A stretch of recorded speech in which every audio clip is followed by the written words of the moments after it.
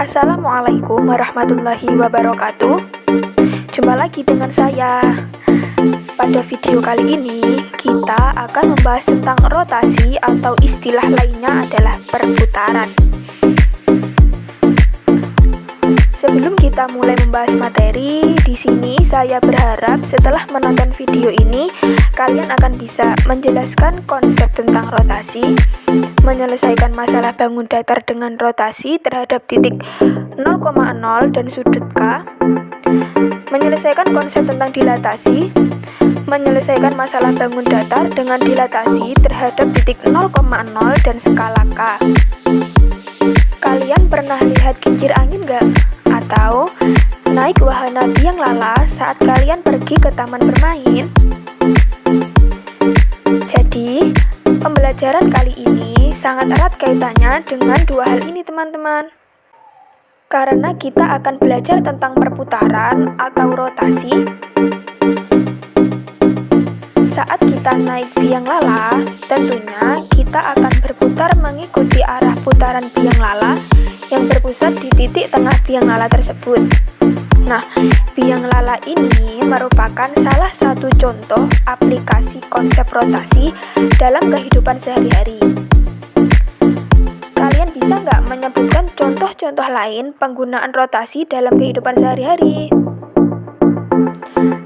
Berbicara tentang rotasi, pastinya tidak akan terlepas dari yang namanya sudut rotasi, arah rotasi, dan titik pusat rotasi. Suatu benda dapat dirotasikan dengan sudut mulai dari 0 derajat sampai 360 derajat. Namun, untuk saat ini kita akan mempelajari rotasi dengan sudut-sudut istimewa, yaitu 90 derajat, 180 derajat, 270 derajat, dan 360 derajat. Untuk arah rotasi bisa searah dengan arah jarum jam dan bisa berlawanan dengan arah jarum jam. Nah, jika berlawanan arah jarum jam, maka arah rotasinya bernilai positif. Tapi, jika searah jarum jam, maka arah rotasinya bernilai negatif. Rotasi dapat dilakukan jika ada titik pusat rotasi X, Y, namun jika pusat rotasi tidak ditentukan, artinya titik pusat rotasi tersebut adalah titik asal O atau 0,0. Sekarang, gimana sih caranya merotasikan sebuah titik? Contoh, titik A 3,2 dirotasikan terhadap titik pusat O 0,0. Tentukan hasil dari titik A jika dirotasikan berlawanan arah jarum jam dengan sudut rotasi 90 derajat, 180 derajat, 270 derajat, dan 360 derajat. Yang pertama yaitu merotasikan titik A dengan sudut rotasi 90 derajat. Pertama-tama kita gambar garis putus-putus dari titik A ke titik pusat. Setelah itu kita putar sejauh 90 derajat ke arah kiri, maka akan jadi seperti ini. Nah, kalian bisa menggunakan busur atau jangka ya untuk merotasikan ini. Busur untuk menghitung besar sudutnya dan jangka untuk memutar titiknya. Setelah kita putar sejauh 90 derajat berlawanan arah jarum jam, maka didapat koordinat titik A aksen negatif 2,3. Yang kedua yaitu merotasikan titik A dengan sudut rotasi 180 derajat. Pertama-tama kita gambar garis putus-putus dari titik A ke titik pusat. Setelah itu kita putar sejauh 180 derajat ke arah kiri, maka akan jadi seperti ini. Setelah kita putar sejauh 180 derajat berlawanan arah jarum jam, maka didapat koordinat titik A aksen adalah negatif 3, negatif 2. Yang ketiga yaitu merotasikan titik A dengan sudut rotasi 270 derajat.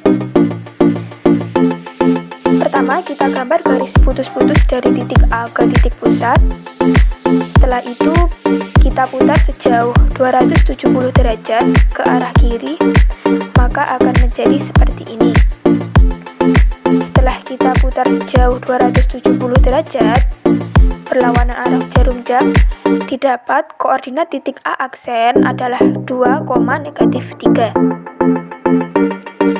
Nah, yang terakhir yaitu untuk merotasikan titik A dengan satu putaran penuh atau dengan sudut rotasi 360 derajat, maka titik A akan kembali ke posisi awal yaitu 3,2. Dari 4 rotasi yang kita lakukan terhadap titik A, maka akan kita peroleh kesimpulan tentang rotasi dengan pusat 0,0 dan berlawanan arah jarum jam.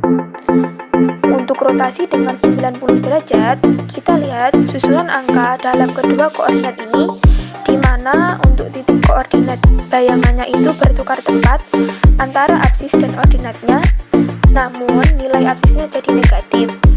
Sehingga kesimpulannya ada di titik X, Y, dirotasikan 90 derajat, maka koordinat titik bayangannya menjadi negatif Y, X. Untuk rotasi yang kedua, yaitu dengan sudut sebesar 180 derajat, titik bayangannya memiliki angka koordinat yang sama dengan titik awalnya, namun nilai keduanya menjadi negatif. Sehingga untuk titik X, Y yang dirotasikan sebesar 180 derajat, koordinat titik bayangannya menjadi negatif X, negatif Y. Nah, untuk yang ketiga, ini kebalikan dari rotasi yang pertama.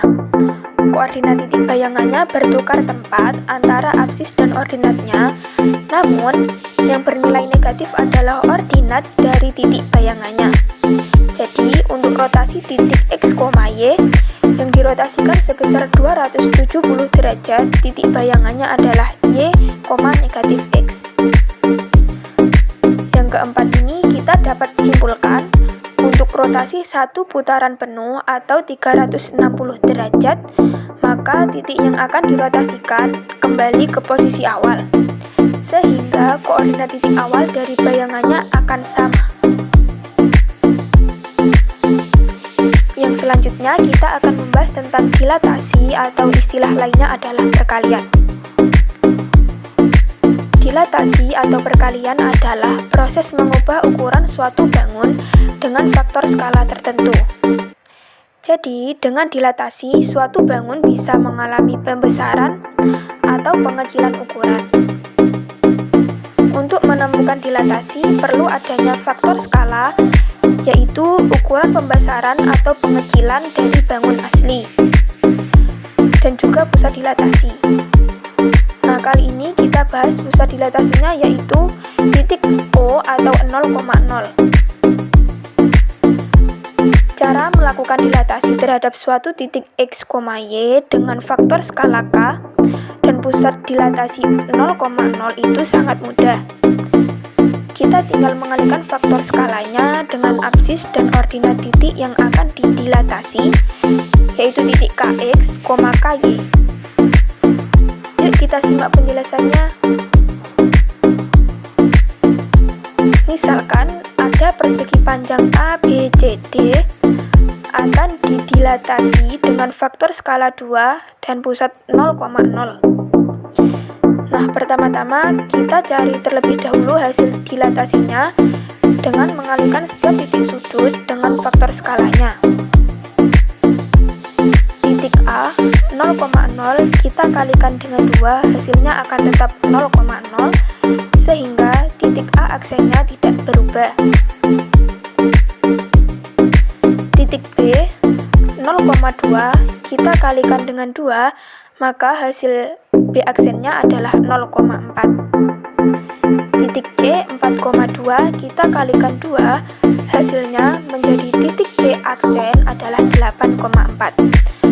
Dan titik D 4,0 hasil dilatasinya adalah D aksen 8,0. Selanjutnya kita hubungkan keempat titik ini dan jadilah persegi panjang hasil dilatasi. Nah, biar lebih jelas, kita pisahkan persegi panjang ABCD dengan bayangannya seperti ini. Kita perhatikan, Lebar persegi panjang ABCD adalah 2 satuan. Setelah didilatasi, lebarnya menjadi 5 satuan. Begitu juga dengan panjangnya. Awalnya panjang bangun ABCD adalah 4 satuan. Setelah dilakukan dilatasi, maka panjangnya menjadi 8 satuan. Nah, dari sini sudah terlihat hubungan antara ukuran bangun sebelum dan setelah didilatasi dengan hasil perkalian titik dan skalanya. Sampai sini dulu ya video kali ini. Sampai jumpa di video-video selanjutnya. Selamat belajar teman-teman. Wassalamualaikum warahmatullahi wabarakatuh.